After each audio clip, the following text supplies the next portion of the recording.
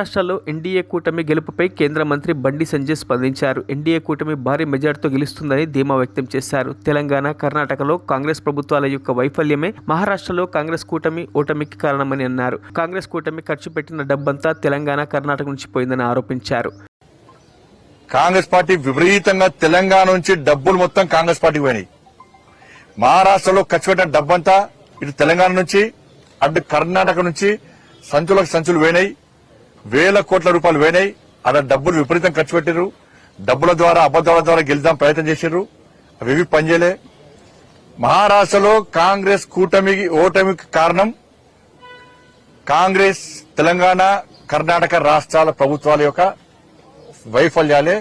అట ఆ కూటమికి వైఫల్యానికి ఓడిపోవడానికి కారణం.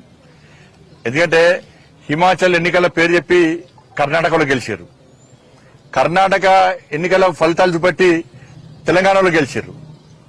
ఈ మూడు రాష్ట్రాల ఫలితాలను పెట్టించి ముగ్గురు ముఖ్యమంత్రులు తీసుకుపోయారు. చూడు నన్ను చూడు అందరూ చూడండి. మొత్తం మహారాష్ట్ర మొత్తం తెలంగాణ రాష్ట్ర ముఖ్యమంత్రి రేవంత్ రెడ్డి గారు అయితే ఒక 10 సార్లు వేడి కావచ్చు. ఆయన వేయిన సీట్లు మొత్తం ఓడిపోయినాయి. మరిన్ని అప్డేట్స్ కోసం మా ఛానల్ ని సబ్స్క్రైబ్ చేయండి.